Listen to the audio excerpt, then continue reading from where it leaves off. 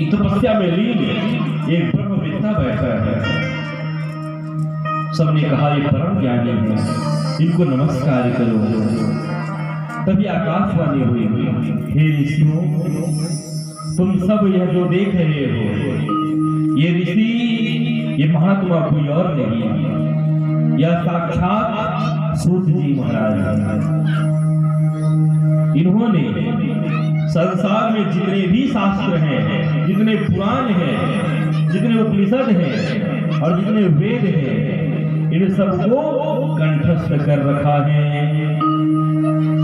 इनको कथा गाने की ख्याति मिली है। हे ऋषियों, तुम सिर्फ सूत जी महाराज को अपना गुरु बना लो। सारे के सारे 88,000 ऋषि पहुंचे थे, सबके सब ने मिलकर दंडवत किया है और प्रणाम किया है। अज्ञान ध्वांध विध्वंस कोटि सूर्य समप्रभा सुतख्या हि कथा सारम मम कर्ण रसायनम।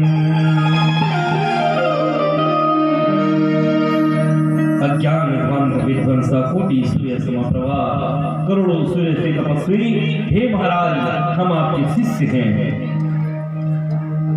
हे सूत जी, हम आपको प्रणाम करते हैं। कृपा कर मम कर्ण रसायनम, मेरे कानों को प्रिय लगे ऐसी कोई कथा श्रवण कराइए, हमें सत्संग दीजिए। ये सुनकर आनंद आ गया। क्या बात है, सत्संग। साधु के सामने जाओ ना तो ये मत कहो कि मेरा व्यापार बढ़िया नहीं चल रहा है महाराज, व्यापार का उपाय बताओ। मेरा कारोबार बंद पड़ा है, कारोबार का उपाय बताओ।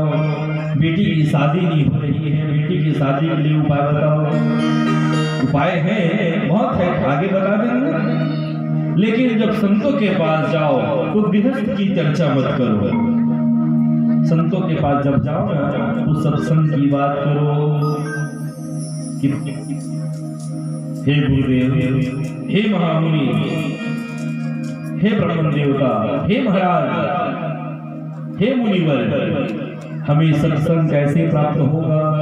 क्योंकि सत्संग ही एक सार है। हाँ,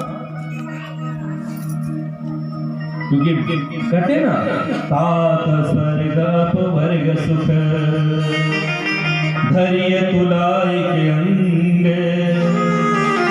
तोलन ताही सकल मिली, जो सुख लो सत्संग।